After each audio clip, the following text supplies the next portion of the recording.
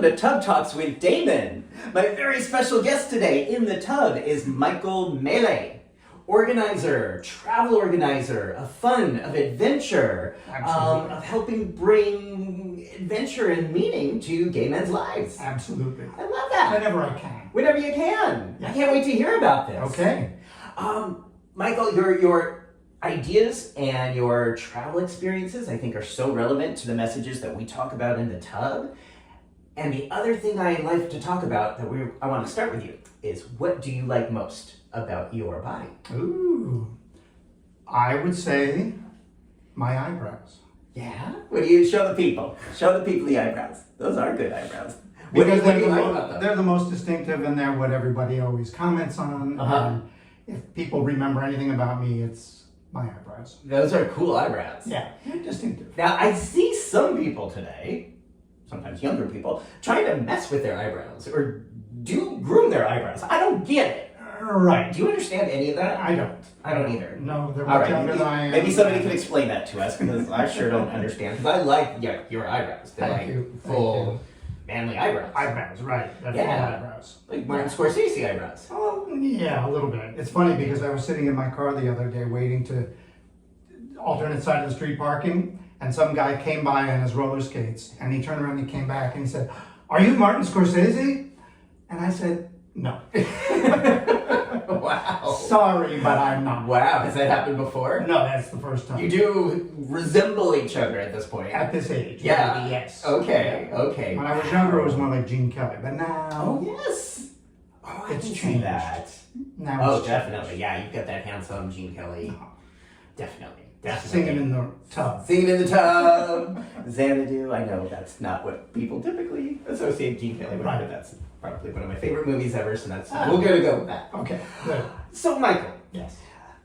the ideas that you present, the energy that you infuse travel with, Yes. are very much about engaging, connecting, celebrating gay men as we age. Yes. As we absolutely. age, people, because we age. Because we all do. Because we all do, unless we don't. Right, right. And that's, unfortunately, I think what I grew up with and what you've experienced Right. was that experience of aging as gay people was not promised to No. us in our generations. Not at all. No. So, how old are you now? I just turned 70. Yes. Awesome. I'm proud of that. Yes. Awesome. When did you come out as a gay person? It was just after college. Mhm. And when I was in college, I was trying to be the straight and narrow, and then I fell madly in love with another boy, and I tried to keep it under wraps for another year.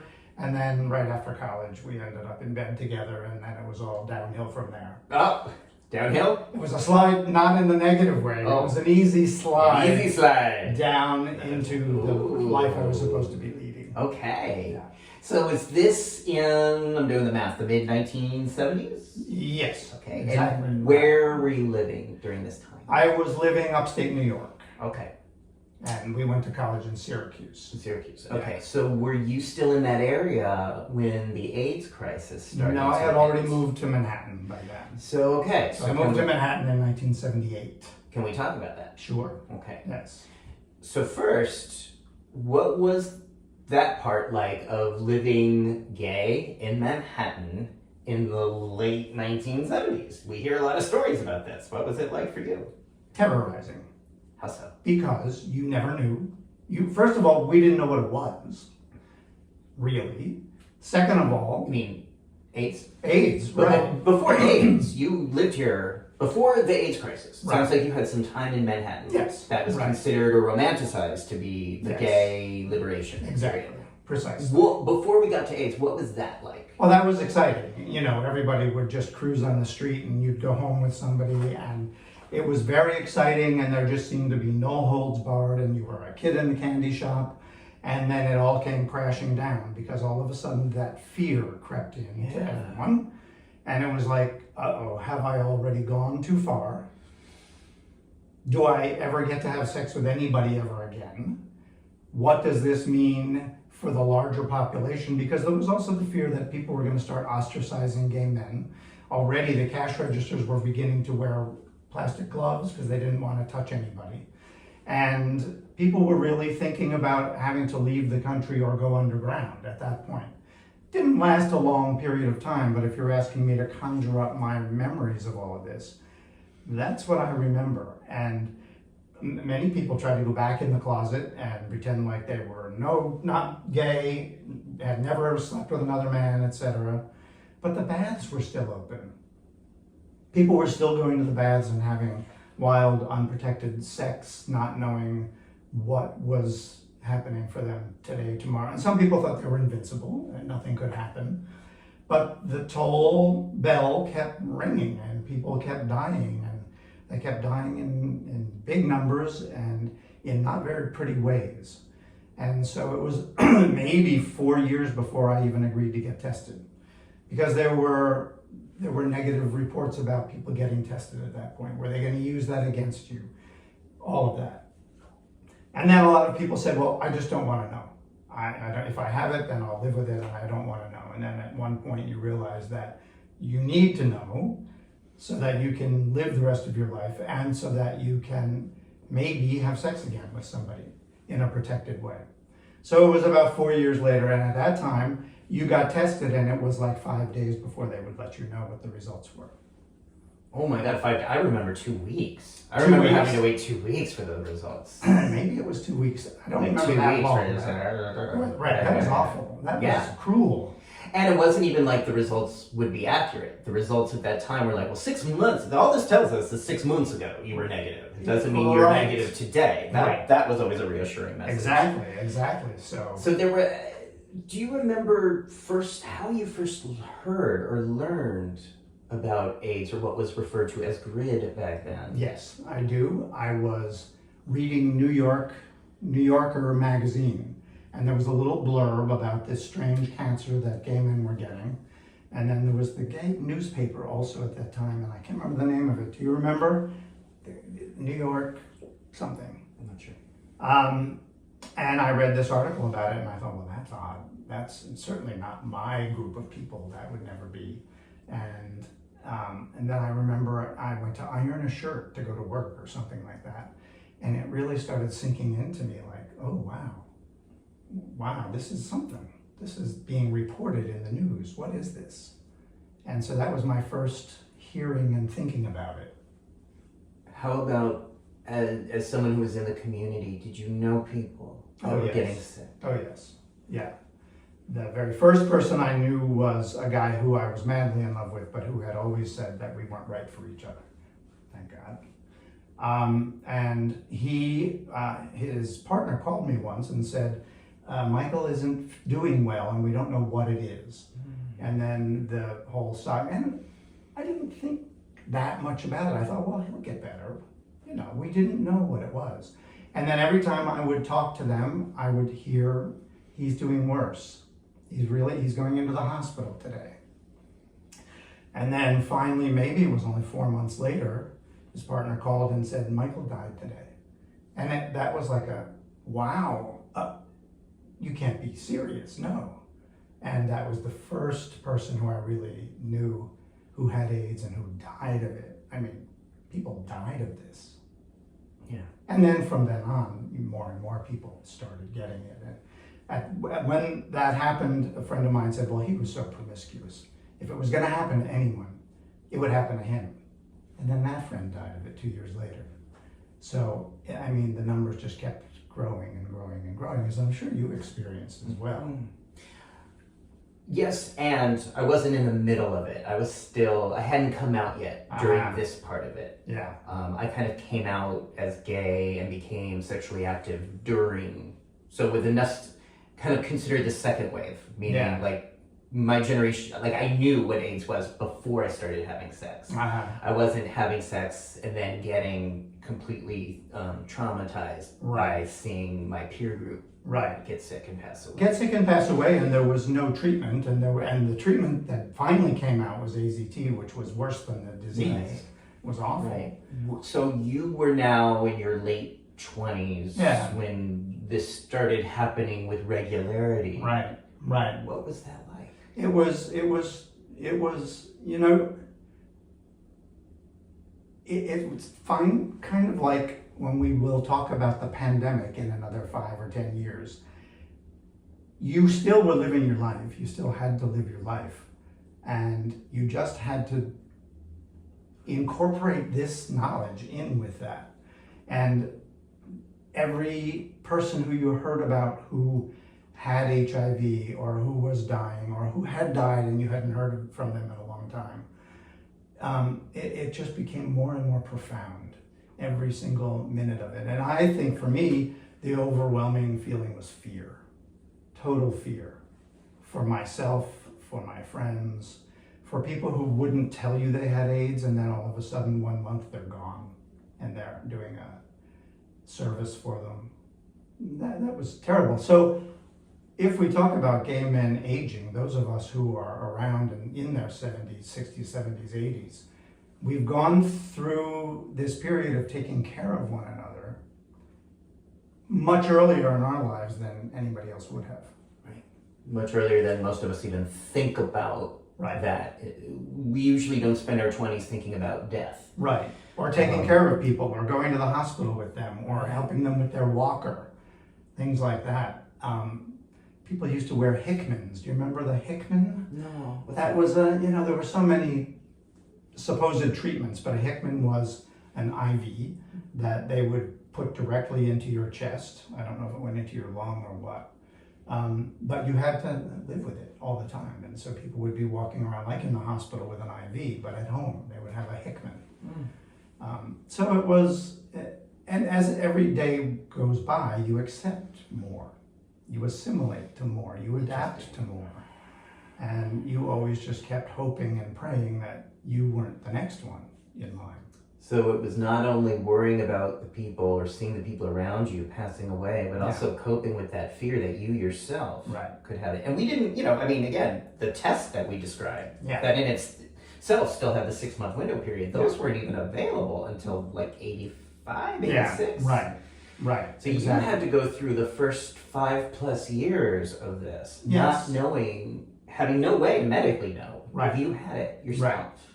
And I always felt that I was fairly safe because I wasn't that promiscuous. But then when my friends who were also not promiscuous started getting it, that was when the reality came. It was like the sword of Damocles over your head about, oh my God, what is this? How is this going to affect me? And it was a dark period. It was a very dark period. But I do believe that it is a period that coalesced the gay community around itself, made the gay community strong, and made a lot of people come out of the closet and proclaim that they were gay. And it could have gone the other way so easily. When I watch A Normal Heart, I don't know if you've seen that recently, but I saw it originally and then I saw it again not too many years ago. And I thought it could have gone the other way. If everybody went back in the closet and people started denying, etc., it could have been really tragic for the whole society and the whole world. But it didn't go that way. And I attribute the desperation of the ACT UP people and the whole gay community saying, I got nothing to lose here. Silence equals death, got nothing to lose, we gotta do something about this.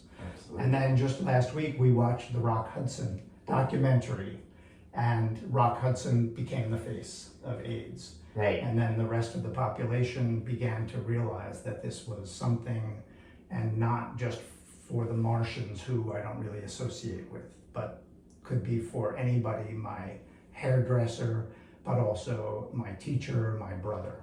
Right. The guy on TV, the guy on Dynasty. Right. So I think it was a kick in the pants, and it helped, it really catapulted the gay community forward. Right. So now when you approach aging as a gay man, this idea of aging gracefully, it's not without this experience. It's not without this depth, this gratitude, and having experienced life and death the way you have, which is at least somewhat unique for, again, a group of people in their 20s and 30s to be grappling with life and death and taking care of their peers while they're dying and holding their hands when they're dying gruesome deaths in hospitals. Right. To have gone through that and now be sitting here with me at 70, I imagine then aging might mean something very different for you than it might for our heterosexual counterparts. Yes, I think so. And even younger gay men like yourself and 20-somethings, it is a different thing because life was not guaranteed. Yeah. We didn't ever claim that we knew we'd get to be 70. Yeah. And that was, and many people didn't. And, you know, we visited the quilt in Washington, and every year it would get bigger and bigger and bigger, and you would go and find the patches of the people you knew, and it was difficult. And so here we are today, now, survivors and representatives, and I feel it's our I hate to say duty, but we have a responsibility to do the same thing that we did with AIDS, with aging. Figure out how to do it in the right way that is positive. Yeah. I mean, nobody's going to live forever, so it's not like we're looking for a serum to make us younger all the time. But how do we go lightly into that good night and do it gracefully rather than with fear and trepidation? I love that. I want to hear more about that. And yeah, it is really amazing. So for me, it didn't feel promised either. Again, sort of being the second wave, meaning, so I came out to myself around 1985, started coming out to others around 1988. I was in high school, in the middle of the AIDS crisis, moving to San Francisco in 1990. Oh, and just epicenter. Yeah, and having all of my formative sexual experiences being under the framework of you might die. Yeah. Like never having had sex without Right. death Yes. as one of the considerations. Yes. It wasn't even until 2012 that I could start to experience sex without fear. And it was only because I started using PrEP in 2011 that I could begin to experience the liberation of sexual freedom in 2012. And I was already in my 40s. And younger guys who have only known PrEP, I think, take it for granted. They do, and I kind of am glad they take it for granted. I mean, I'm really glad that younger people coming out today, people that have been coming out, actually as we're filming this, we're on the 11-year anniversary of the FDA approval. And that there's, you know, how many people have come out in the last 11 years who have had some awareness of PrEP. And I think that's a beautiful thing. But it also means that I think my experience and my gratitude of having lived to be in my 50s is different than people who are younger, who didn't have some of these trials. And I think your experience now, being in your 70s, is different. Not in a bad way, but just perhaps with, instead of duty, I think of purpose. I think of a purpose in terms of how I do these TED Talks, how I write about these issues of aging, because I do think this is a pretty interesting moment historically. That we're doing something that really no other cohort has done before. No gay cohort. Right. To be out like this, to be able to be out like this, to at least for now enjoy the medical advancements, the legal protections, the societal acceptance relatively, that I don't think any other gay generation has enjoyed before in our older years. Exactly. And so we may know some older gay gentlemen, but they didn't come up in this whole society. I mean, I'm part of the baby boom, and so that means there is this huge cohort of people who are pushing through the pipeline. And they weren't. They preceded the baby boom, if they're in their 80s now or their 90s. Then for them, they're just lucky that they were able to live as gay men in some way or other. But we're not. We're kind of the forefront of it all. And there needs to be some kind of blueprint for those who are behind us. So let's talk about that blueprint. What do you see that? How do you see this blueprint? What does that look like for you? I think that the beginning of that blueprint is people who are in my age range now start really thinking about and talking about what it means to them to be getting older in this microcosm of the gay world. And I find that a lot of gay men are not yet willing to talk about it. But if you get them one-on-one and you mention something about it, they say, you know, that's been on my mind. The conversation often starts with, I'm about to retire, or I'm looking for some place to move that's warmer in the winter. And that's kind of the opening, and you can then spread the cheeks, if you will, and start to probe about what other things underneath that are also niggling at you, and there are a lot. But we need to start talking about them Yeah. in some organized way. Because if you do it one-on-one, that's wonderful. But like we found with the AIDS organizations and everything, if you have a little bit of a broader consensus of people talking about it, more ears hear it. Right. It becomes more normalized. It becomes more perhaps normalized. less shameful. Yes, exactly. Because that's the thing I get frustrated by, is the irony of that, is that there's shame and embarrassment about talking about getting older. Yes. Celebrating our older naked bodies. So let me ask you a question about that. Anything. Do you think there is shame about it because the patterns of gay men have always been so physically oriented and so beauty oriented, and if you're not competing in that world, you don't matter, or you should be ashamed? I think it's all of the above. That the acceptance, so to speak, of what's okay if you're out as a gay man is so very, very limited. Yeah. At least traditionally was limited to a very specific archetype of the young hairless twink. Right. And that was sort of idealized and celebrated. Now I know that's very culturally, and I know some different areas of the U.S. and different time frames, like the 70s, the hairy, rough look in San Francisco was very popular, the clone look. Yeah. But the providing, or the thing that I think gay men measure themselves against is the younger hairless twink, which of course is impossible, because very few people are ever going to achieve that, and if they do, they can only achieve it for a very limited period of time. So what are the systems at stake in keeping us all looking in the mirror and saying there's something wrong with me? I think that's a deeper level of homophobia at work that we play out in our own brains. I think it is, and let me give you an example of that. I have gone on to Facebook looking for groups for older gay men. And there are a number of them out there. And when I got on there, I thought, okay, this is a whole group of gay men around the world. Surely they're going to want to be talking about some of these issues that I've been thinking about. And when I went on there, I found that most people would say, you're looking hot, hi handsome, I'm into older men. It was all still revolving around that same pattern. And I would periodically put out a question about, well, what do you feel about this? Or what do you feel about that? And it would immediately go back to, I'm looking hot, I'm feeling great today, I just worked out, I'm 70 and I look great. And I thought, okay, we've got a lot of chiseling away to do to really get down. But maybe that's because that was a public forum. And that's the persona that people want to present. Mm-hmm. So we have to do it in more of a controlled or private or another way. So you mentioned before, like if we had a movement with the same kind of energy as ACT UP, focused on aging, that would be, what would you want to see? What would that look like? Well, I would want to see people talking about the things that are really concerning them. And I mean, there are many things that we need to be concerned about. One is how to maintain your community as you're getting older. I think men in general like to isolate, and as they get older, the tendency is to isolate even more. And women are the opposite. You know, women get together and they have book clubs, and we've seen Jane Fonda's movies and everything. And they live together with Lily Tomlin. But men tend to recede into the wallpaper, and maybe it's a trait of being a man. I don't know.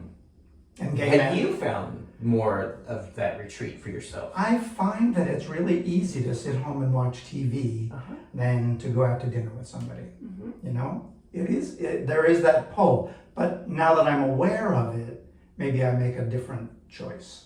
And if I also know that other people are talking about these same things, I'm not so reluctant to bring them up when we're together.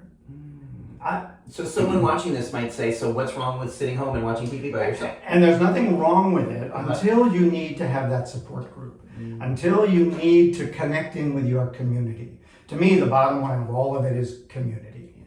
We need to maintain our communities, because we can't really go into this period of our lives alone.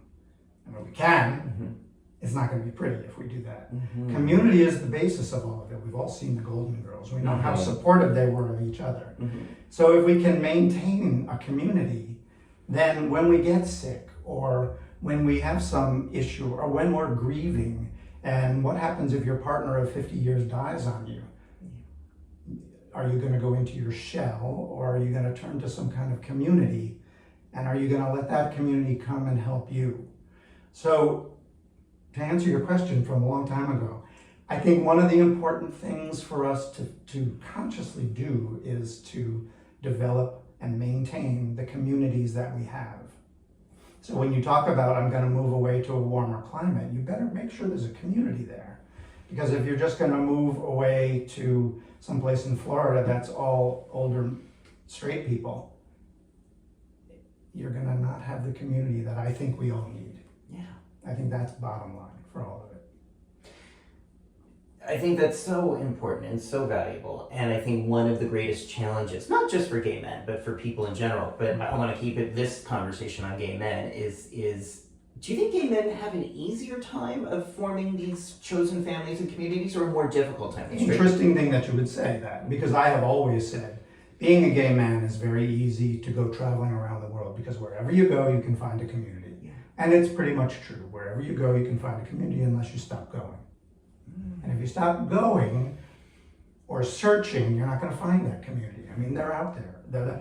And I will also say that when you're young and pretty, finding that community will find you. Mm-hmm. It's easier.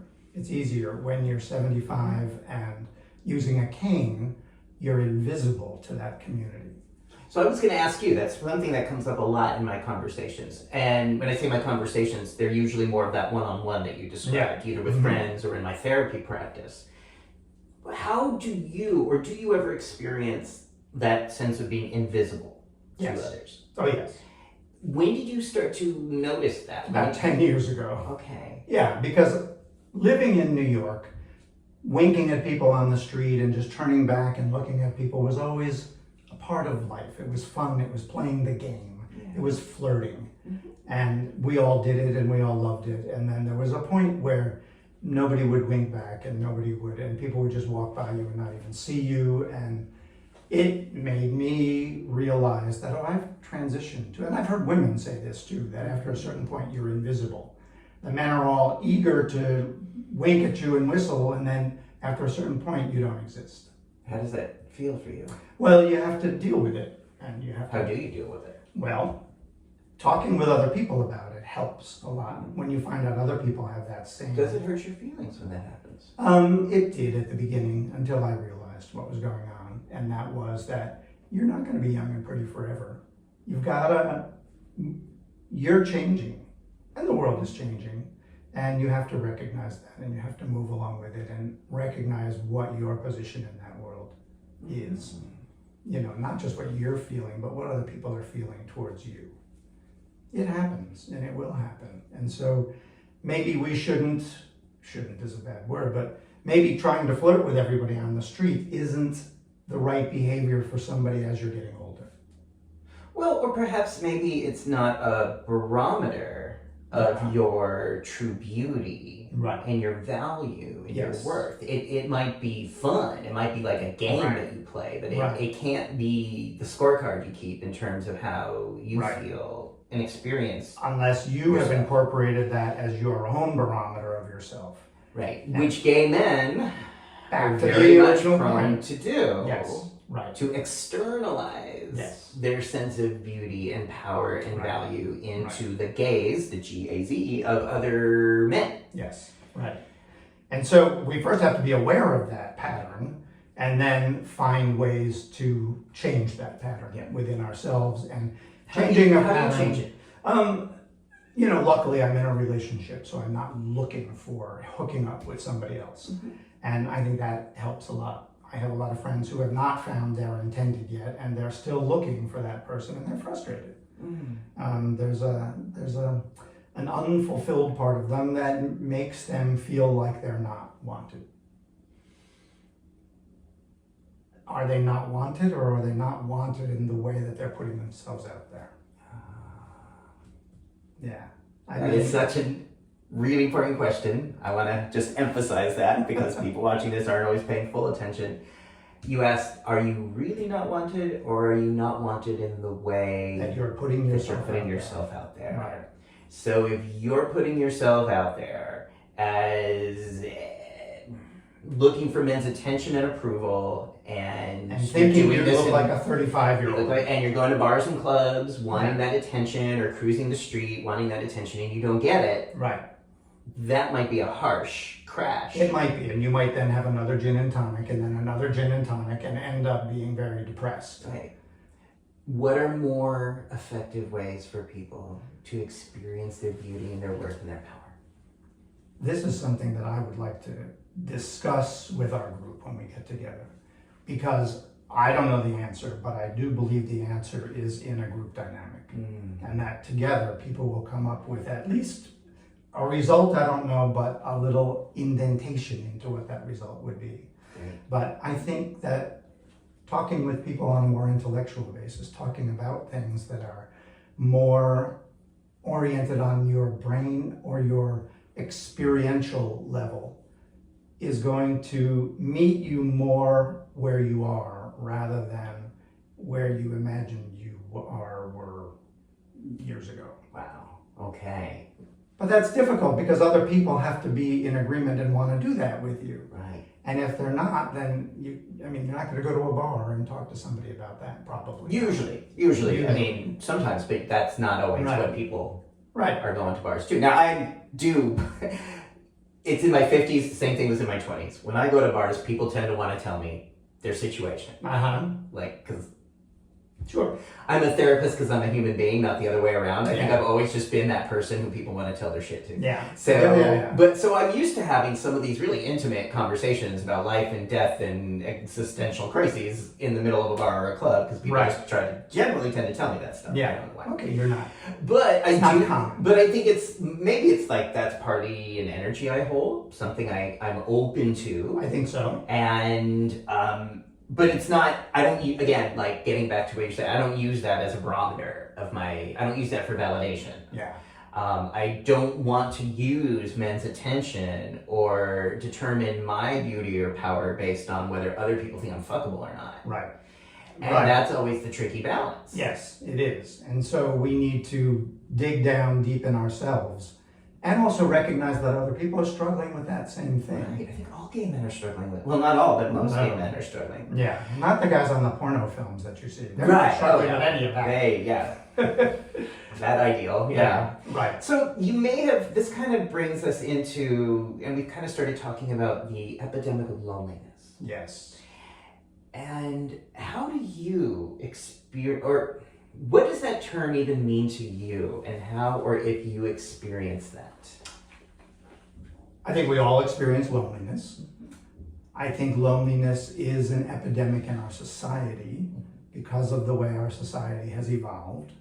You go to some more Asian societies where the family unit is huge and all together all the time, and people would love to have a little loneliness probably. But I think that we have compartmentalized ourselves quite a bit, and we have all decided that living alone is the best way to live, and it could be, but I think that we've got an awful lot of people who are lonely out there, and lonely means feeling unfulfilled and unhappy and unloved. There's nothing worse than somebody living their life and feeling they're not loved. How do you navigate those feelings? I think I do it by trying to connect with other people, being with other people, having a group like the one we're proposing to go to Mexico, and getting this group of people together. And I tend to be a little bit of a social director, so I think I deal with that loneliness by doing that. Okay. So then now that really brings us right into Il Chiostro. Did I say that right? Chiostro. Chiostro. Yes.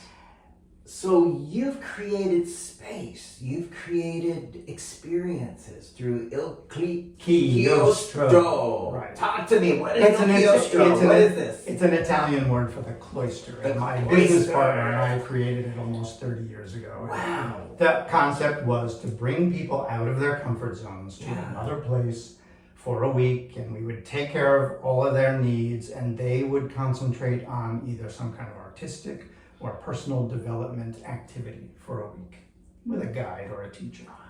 And they wouldn't have to think about making dinner, and they wouldn't have to think about driving kids to school or anything. And we have found that people blossom when they're doing that for a number of reasons, because they don't have other responsibilities. But when you put them in a place where they don't know the money and they don't know the language, they automatically either have to be open or completely collapse into themselves. And luckily, most of the people who we know have blossomed because of it. Now, is this specific to gay men, or is this? No, we've done it for all different kinds of people, but we do every year. We have done a gay men's retreat, and we, for many years, called it Come to Your Senses. Oh. And it was with Don Shuey, John Ballou. Do you know John Ballou from Body Electric? Okay. But Don Shuey was a guest in this tub. Don Shuey sat right where I am now. Yes, exactly, right there.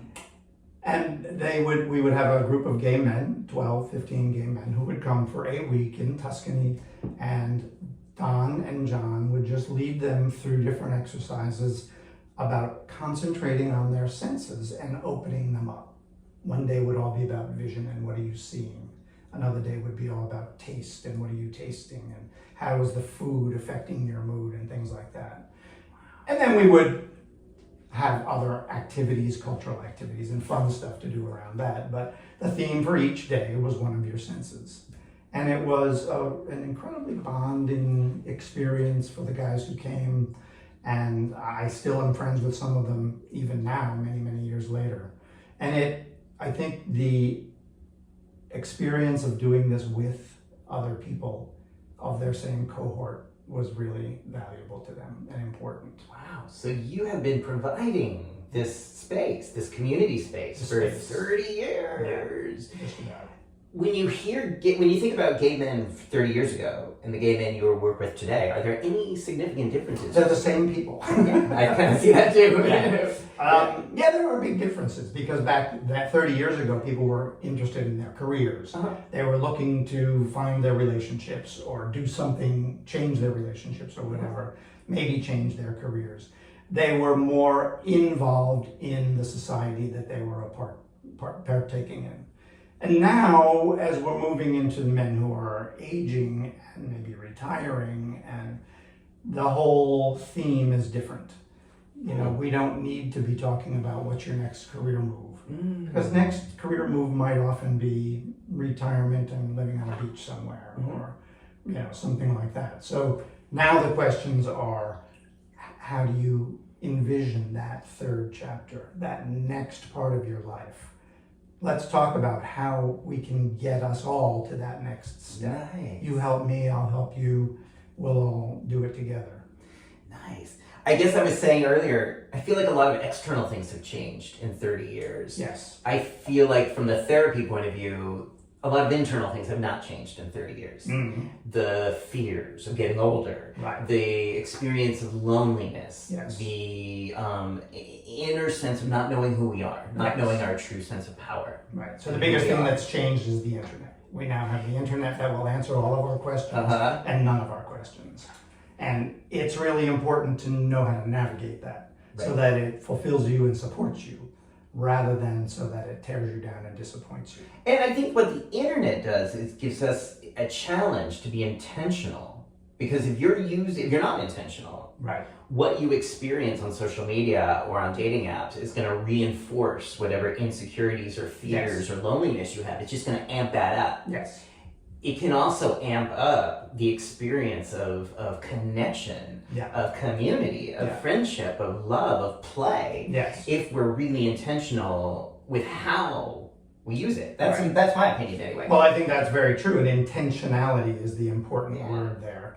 And I'm sure you use that a lot with your clients and yourself and your friends. Well, with the prep work. Yes. So what I did a little now over 10 years ago was to begin to use Facebook as a way to communicate the facts and the evidence and the information about PrEP to people around the world. Yeah. And at that time, there was no place on the internet that anybody could get the facts and the data and the science all in one place and talk about their mental health issues related to the trauma of HIV and AIDS. Yes. What did it mean for us who lost so many people to AIDS to begin to start to use PrEP to prevent HIV? It's really complicated experience. Very complicated, right? But I knew that Facebook could be a conduit Yes. of facilitating some of those discussions and Sure. helping people around the world get PrEP. Yeah. But that was the intention. Yeah. And it was the whole time I did it, an uphill battle Sure.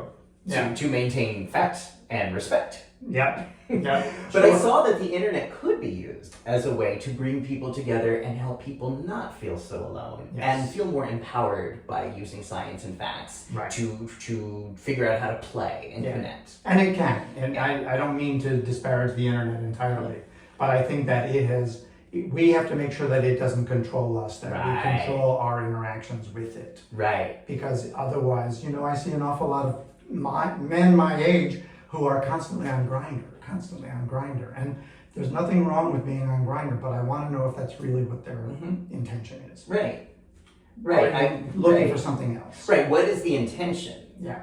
Is it validation? Is Yeah. it attention? Okay. So that's really human, right? Yeah. To want that. But spending all your time on Grindr is not a way to get that. And is it's it an addiction or a habit that you just can't break?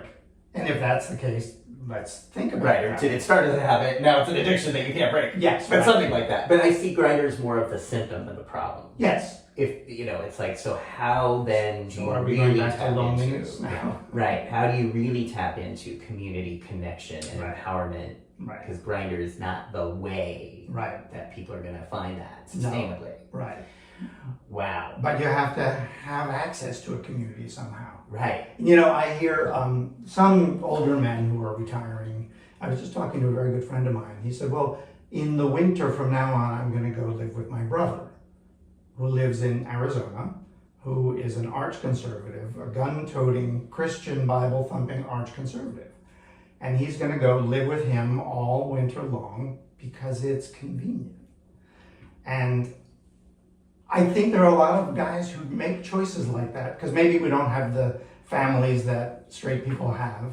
And maybe they're making these choices because it's convenient. But I'm not sure that's going to fill his soul with what he needs. It'll be convenient and his brother will take him in. Mm-hmm. I just don't think it's the right move. Do you?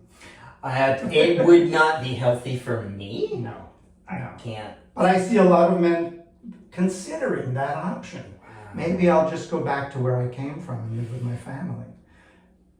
And that's why I want to help people consider other options. I want there to be other options. Right, to have other options. To have other options. So then the workshops. Yes. And I want to talk about now the workshop that's coming up. The Yes. workshop that you're formulating and creating now. Because I'm Yes. very excited about this. Really reflects these values. Yes. Getting older, gay men aging gracefully, creating community and being seen, Yeah. being experienced together. Yeah. In an environment that is separate from our day-to-day, Yes. breaks us out of our daily routines. Exactly. Tell me what you're planning. What are you cooking up here?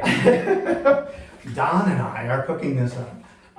And we're hoping that will be a small group of intentional gay men Yeah. who will come together and be willing and open to discuss their feelings, anxieties, joys, all of that, to share with one another for 7 days in a lovely environment.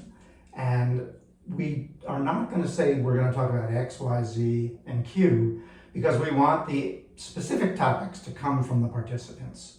Don will come up with all kinds of questions and probing things, and then from all of that, the topics will generate themselves, we feel. I think that that's probably what will happen, and then we'll end up discussing what people are thinking about these things. And so we'll end up talking about what people want to talk about, not what we're going to foist on them. So this is going to be a collaborative process. It's not just you and Don coming in saying, here's No, our agenda and our itinerary every day. Right. But an active engagement. An active between engagement. The facilitators and the participants. Right, and because we've done this with Don a number of times before, I know his process, he knows how we organize things, and so my job in all of that will be just to make sure that the environment around all of this is encouraging and supportive of whatever might happen within those sessions. Tell me about the environment where this workshop's taking place in February. So that's one of the... February 2024, because I don't know when people are going to be watching this. So I'm going to specify Yeah. February of 2024. What's Yes, the environment? exactly. So that's one of the things that was very important, because if you don't have the right venue to do something like this, then it could all go up in smoke. So it's going to be in Merida, Mexico, which we've been going to for the last couple of years for winters and exploring, and it's a very gay-friendly city and lots to do there. But we found a residence, let's call it, in a very lovely area of town. And this residence is owned by two gay men. One is an American named Jeremy, and his partner Ian's from South Africa. And long ago, 10 years ago maybe, they bought a little house in Merida. And then shortly after, the lot next door came for sale. And so, as you do, they bought it. And then the one on the other side came for sale. So at the end of the day, they have 4 lots that they then have combined into this residence of 7 rooms, plus 2 kitchens and dining rooms and everything else, common rooms, a 25 meter lap pool. And their concept is that it will be a residence for men, if not gay men, which I thought was really right on the money for what we were trying to do. They're going to provide a place where gay men can come and spend a month a year, 3 months a year, 4 months a year, and maybe come back every year if they want, and develop a community with the other people who are going to be there. Interesting. Right. I don't know of many other places like this anywhere in the world. So and it's they not can just a place that people stay on vacation. No. They actually would reside there. Yes. Now this workshop though is only the workshop you and Don are Right. creating is just for like a week. Just for a week. Exactly. Right. So we've carved out a week within that, and people have to stay around us. Okay. But I'm very curious to know how their concept of what this place is going to fit in with our concept of creating and living in a community and supporting one another, etc. It's an experiment all around for all of us. Beautiful. Yeah. As a result of attending this meeting together, what are you intending for people to come away with? I want them to come away with connection, to be connected to people. I want them to come away with ideas of what they might be thinking about next. I want them to come away with realizing that there are possibilities other than going to live with your brother in Arizona. Mm-hmm. There are possibilities to maybe living within a community in a way you haven't thought of yet. And having the strength to talk with other people who they know back home about some of these topics. Wonderful. So this idea of us creating community, perhaps in a way that's never been done before, saying that we don't, have to resort to our conservative families in Arizona to have connection. We can create extended families and communities that offer connection. And create is the important word. We have to be creative about it, because what's out there is kind of cookie cutter and not so creative. A 55 and plus retirement community may not be what most of my friends are looking to do. Right. But if they think that's the only option, that's what they'll do. Right. And I've known some older gay men who have gone into an older residential place and sometimes had to go back into the closet or be less of who they are, less expressive, less colorful. So now we're coming up in a group of people who have been out of the closet and have gone through Stonewall and gone through it. People don't want to go back in the closet. Hell no. That's not where we're going to be going. So what are these other let's create some more opportunities and options. Why not? Oh, I'm so excited. Yeah.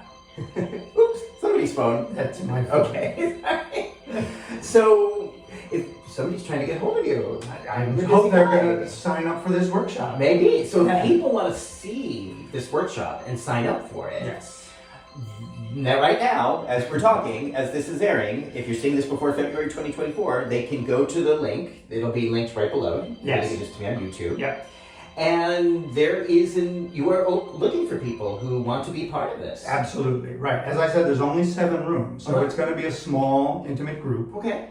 Couples can share a room, friends can share a room, but it's the absolute max would be 14 people. Wow. And so That's important because we want people to have an opportunity to really dig down and explore and not be lost in a large crowd, like an RSVP cruise or something like that. Right. You're not a number in No. a system. You are an actual person showing up for this experience. Yeah. That is amazing. Yeah. Oh my gosh. So I am likely at this moment I am planning to go to this, and I'll just say this for Definitely. anyone who's watching this. This is something that I'm really interested in. This is why I started this TUB Talk series. This started because when I turned 50, I felt so good about turning 50. I thought this is so different from everything I thought turning 50 was going to be like. I thought if you live to be 50 as a gay man, which was a big if, Yes. you get put out to pasture. Right. And then as it's getting older, I'm like, well, if I'm being put out to pasture, it's going to be a really fun pasture. There's some really sexy guys in that pasture. I think we're going to put up a disco ball and have some fun in that pasture. Yeah. Create a pasture. Yes.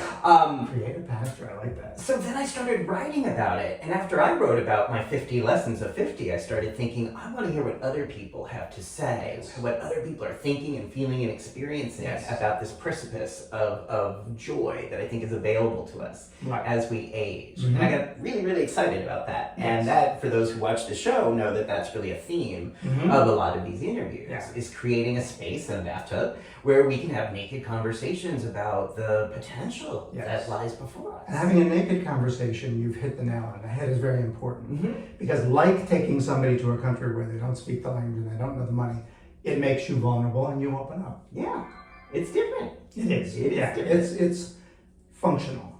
It's practical. It works. Right. Yeah. So I appreciate your input. I know you and I are going to have many more conversations about this. And again, for people that are thinking about these issues or wanting to be part of this creating of this community, please check out the link down below and consider registering for this workshop. Because I think, again, I've never seen anything like this available in my lifetime. Yeah. I think it's unique. I think it's unique, and I think we are on the precipice of a movement. Yes, and So, we better be. Because we're not. Because we're going over that precipice. I don't like Arizona. No. So Exactly. Okay.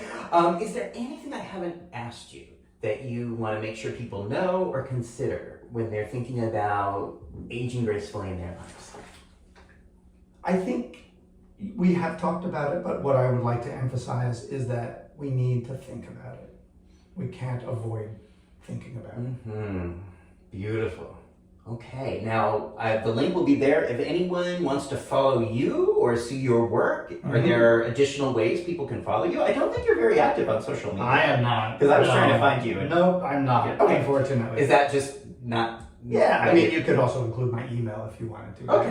Okay, so contact the me. email will be there if you have questions for Mike. Exactly, right. About what we're discussing. And again, whether people want to attend this workshop or not, like Mike says, let's keep this subject very active and intentional. Yes. Whether we're having conversations in our bathtubs or beaches or dining rooms or clubs or golf courses, wherever people have conversations, is to keep this at the forefront. Keep it going. Yeah. And that is where I think there's a lot of excitement for this movement that we're creating here. Yeah, I hope so. Let's keep it going. Yeah, let's keep it going. So if you like this interview and want to see other interviews about aging and playing and celebrating and creating, press subscribe right there. These are all free. There's like 109 episodes or something. It's like amazing. I didn't know there were 109 naked people that would be willing to have a conversation with me, but there you go. More you never know than unless you ask. So watch more TUB Talks with Damon. Have these conversations, and you and I'm sure could revisit this. We will. I think we will. I'm sensing that. Okay. Thank you for watching, everybody. Bye-bye. Bye-bye.